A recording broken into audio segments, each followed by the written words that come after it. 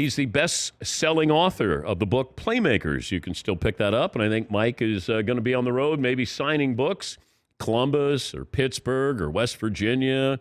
Who knows? He'll travel to your home. That's how accommodating Mike Florio is.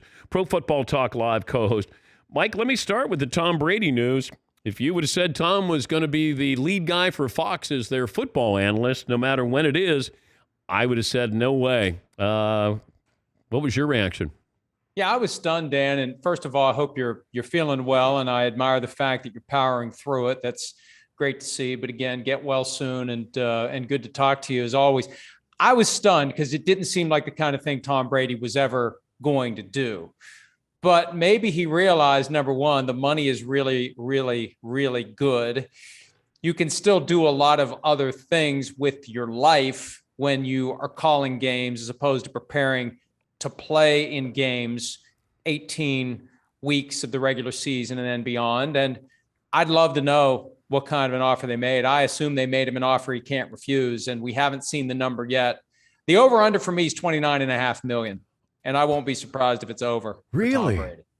I just think it's going to take something like that to get him to commit. He's the white whale. He and Peyton Manning are the two white whales, and Peyton Manning's kind of doing it piecemeal with ESPN, where he's kind of in it, but he's not really in it. To get Brady to go all in, I suspect they had to drop a lot of money on the table. Wow. It's just a guess. It's just a guess. I'll bet Peyton Manning wants to know what Tom's getting paid. But I thought Tom would want to lean towards ownership, business, running a team. Well, and I think he can do both.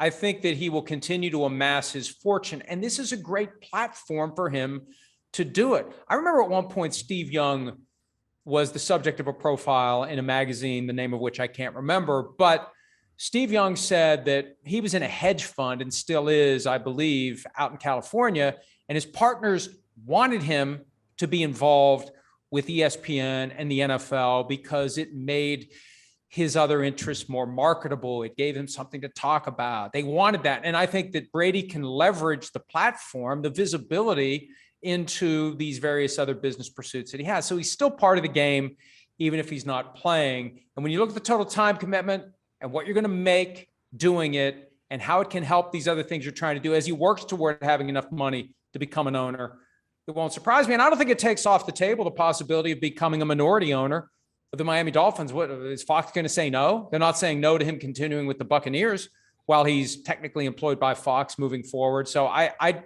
take nothing off the table. I just think this expands opportunities, not limits them for Brady. Tom Brady will be the lead analyst for Fox for the 2023 season, 2024 season, or other.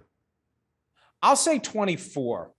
If I had to pick one right now, that's the next Super Bowl they have after this year. They've got two of the next three. So he would debut in a Super Bowl year. It gives him one more year with the Bucs and one more year with whoever he may choose to try to play for in 2023. Look, and I know that Buccaneers fans don't want to hear it, but it's not going to stop me from saying it. The Miami stuff was real. He was going to become a minority owner of the team. They were going to pursue Sean Payton. They did pursue Sean Payton. They admitted they made the phone call. It was going to be a lot more than a phone call, but for the Brian Flores lawsuit. That put the kibosh on everything. Otherwise, it's quite possible we would be talking right now about Brady and Peyton as the quarterback and coach of the Dolphins. I don't think that goes away automatically for next year. A lot of it depends on what the Dolphins do this year, what Tua does. Other factors come into play. But I think the possibility of him playing somewhere else next year is still on the table. Just because he's got this deal with Fox, it's when he retires, not next year. And I would say 24 if I had to guess right now. He's Mike Florio from Pro Football Talk Live. Make sure you pick up a copy of his great book, Playmakers. I think you're on record as saying that the Cleveland Browns should cut ties with Baker Mayfield.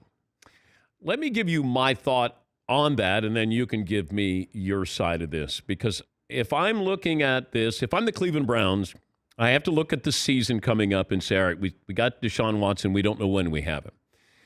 We have an insurance policy, and granted, he's expensive. But let's say Deshaun Watson misses 8 games. If I have Baker Mayfield to play those games, to audition for another team, and he's healthy, maybe I can get more from him, and I can salvage this season as opposed to having a backup quarterback in there and Baker Mayfield is playing someplace else? Your turn. I think that makes a ton of sense in theory. But the problem is, as a practical matter, the damage to the relationship has become so severe. And I think last week's article from ESPN, Jake Trotter, a bunch of different things we didn't already know. And I know that it's frowned upon to guess on who sources may be. This all goes back to Mayfield and his camp.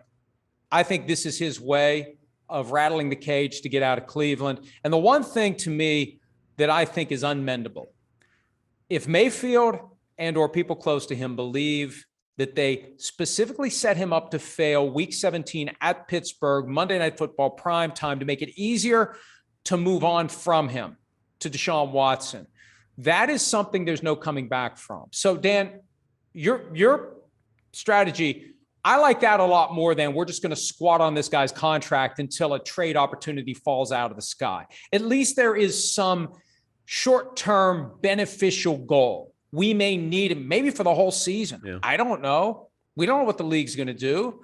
Yeah, the Trevor Bauer suspension for 2 years, that's got to be a factor in how the league looks at what they're going to do with Deshaun Watson. Maybe he gets out for the whole year. You need Baker Mayfield. Well, they better be working hard behind the scenes to put some lips on the rear end of Baker Mayfield to get him on board with that, because right now he's not on board with it. That's the problem.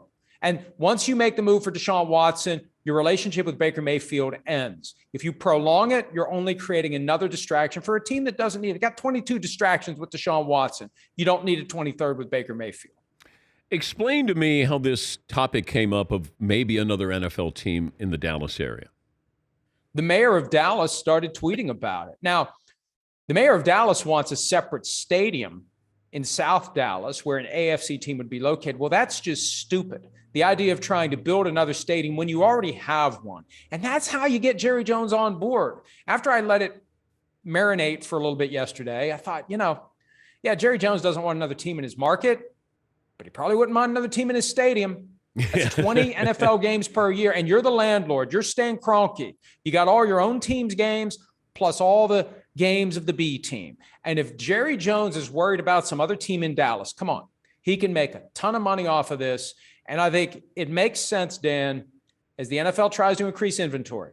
They're not going to go any more than 18 games. I think eventually we're going to see 18. The only way you increase inventory beyond that, increase the number of teams.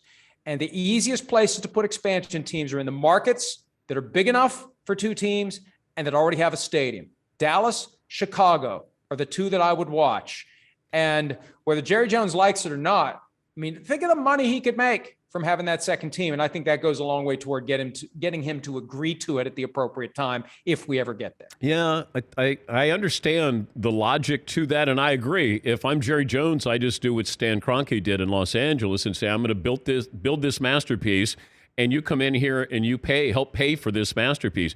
Clippers were doing that with the Lakers in Los Angeles. We see that. You could see Chicago maybe doing that, reaching out and saying, but does the NFL want two teams in those markets, or would they rather expand to other places where they don't have a foothold yet? Makes more sense to take advantage of state-of-the-art stadiums that you already have. And they're talking about building a venue in Chicago outside of town. One of the ways you pay for that is having two teams play there instead of one. Dan, I remember before the NFL went back to LA, Al Michaels said, if the NFL goes back, it's going back with two teams, and he was right. Yeah. London is a market we have to continue to watch. They have two NFL-ready stadiums there, Wembley and Tottenham Hotspur. They use them every year for the smattering of games. If the NFL ever puts one team in London, I think the NFL is putting two teams in London. And this is a long-term play. But I can see 32 becoming 34, becoming 36, becoming 38. I think the hard cap is 40. The quarterback play is going to be an issue. And every time we think there's more than enough good quarterbacks to go around, we find out, like this year, that there isn't. But I think that the gambling legalization, as that spreads, as the money keeps getting bigger and bigger, we're going to see the talk. I think in the next 5 years, the talk of expanding the league is really going to take root. Yeah. And I agree with you. I understand the logic behind that. I'd be remiss and wouldn't be a journalist if I didn't bring up the Deshaun Watson situation where this trial might not be heard until after this next season. Is that a fair time frame for this, or do you see something that's a little more expedited? Absolutely. I believe these cases go to trial after the upcoming season. Okay. And you've got 22 of them. And Dan, they're not going to be tried all at once with 22 plaintiffs going on the witness stand and saying what Deshaun Watson did according to their allegations. If you're Deshaun Watson, you want to isolate these. You want to do these one at a time. Well, good luck getting 22 cases done in one off season. Yeah. Good luck with that. I mean, this may not be done until 24, unless he settles. And I'm on record as saying from the day the Browns traded for him, he should have settled the cases. Do it for the Browns, do it for the fans. The fans got enough to worry about than when these cases are going to get resolved, what the blowback's going to be. Is he going to be suspended now? Is he going to be suspended later? Are they going to suspend him now and then maybe leave the door open to suspend him later based upon the outcomes of these lawsuits? This is just a distraction that you shouldn't want as a team or as a fan base, no matter how good the player is. The one thing you can say a lot about Stephen Ross, the owner of the Dolphins, but he had it right last year. He wasn't trading for Watson unless all 22 cases were settled. 18 were ready to settle. Watson decided not to do it. I think he would admit now he probably should have knocked out the 18 while he could and focus on the remaining 4. Is this the first time we've spoken to you since Paulie lost his bet that he thought that we'd have a quarterback taken in the first 13 picks? No, yeah, I didn't know that there was such a bet. Was there a pie in the face? Yeah. And then you also, you're losing your bet with Tom Brady, right? Yeah. Well, Seton intervened with the arbitrator's decision that it's not over until week 1. Okay. You think there's a chance Tom Brady still is the quarterback for the 49ers? No. I'm just buying. I was given the opportunity. Remember, I could pick the pie if I go ahead and accept the medicine now, but if it's week 1, it's got to be lemon meringue, which apparently is the equivalent of putting your face into a vat of boiling acid. Yes. Yes, Paulie. All right, I'll throw out a new bet for the room. This week 1 starter for the 49ers at quarterback is Jimmy Garoppolo. Ooh. Oh, I wouldn't rule that out. Would you rule it in? Yeah. Hell yes. It seems like it's a wild card. We don't know what they think of Trey Lance. That's the one thing we don't know.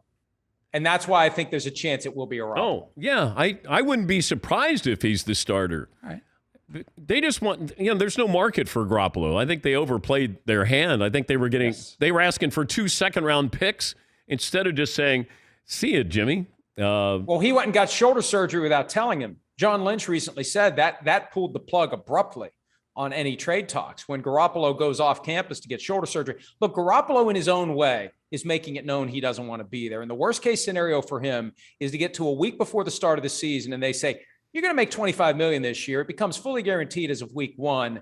Trey Lance is our starter. You either take $10 million or we're going to cut you and good luck finding a job a week before the start of the season. Any storylines to keep an eye on here for the audience? I mean, the Baker Mayfield and Jimmy Garoppolo stuff is really top of the stack. Keep an eye on what happens moving forward because there's just so much drama baked into it. What's Seattle going to do at quarterback? And do you think Geno Smith is going to be the I was just going to say that. Geno Smith right now is the number 1 guy on the depth chart in Seattle. Ouch. And Dan, I think in a weird sort of way, and I think the Seahawks are going to be better this year than we expect. I think Pete Carroll is pissed, and I think he's determined to make this team into a winner without Russell Wilson. And Geno Smith played pretty well last year when he got thrust into service. Remember, they were chanting his name on the Thursday night game against the Rams. He lost by 3 to the Steelers, lost by 3 to the Saints, beat the Jaguars, blew them out. He was 20 of 24, and then all of a sudden, Russell Wilson's good to go again after Geno Smith goes 20 for 24. I think Pete Carroll is enamored with the idea of showing the world run game, defense, and Geno Smith is good enough to win. Man. If I'm going to get back at Russell Wilson, I think I have a little better ammo than Geno Smith.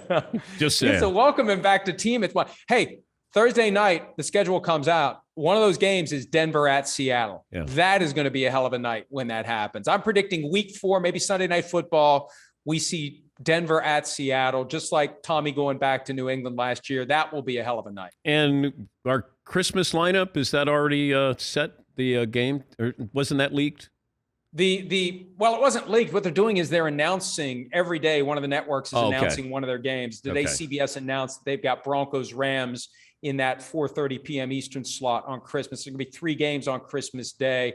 Fox at 1, then CBS, and then an NBC game that night. But Dan, I got an idea for the NFL. I haven't written this yet. I talked about this earlier. Okay.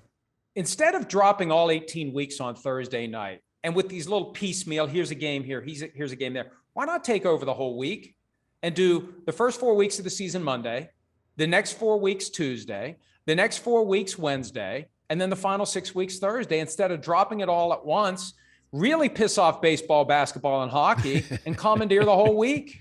What if you did 18 days with 18 weeks? You could, I could sign on for that. I think at a certain point, it gets a little old. I say take a week, just take a week, Monday, Tuesday, Wednesday, Thursday. And I bet it's moving in that direction. You see their understanding. There's benefit in a game here, a game there, instead of all 272 getting announced at once. Yeah, I think it gets watered down where you're going, wait, week what? And you're trying to, keep an eye on what's going on. And a lot of times when we look at the schedule release, it's how many road games in a row? How do we end our season? Toughest games are going to be bye week after the bye week. The strategy behind that, it's not just, here's the schedule. It's, oh my gosh, we got back-to-back conference games, or we go West Coast, then back East, then we go West Coast again. Those are the tricky elements that I always keep an eye on. Mike, it's always great to talk to you. Good luck with the book. I know it's doing well. It's Playmakers. It's available wherever books are sold, and thanks for joining us. Thanks, Dan. Thanks for having me, pal. That's Mike Florio.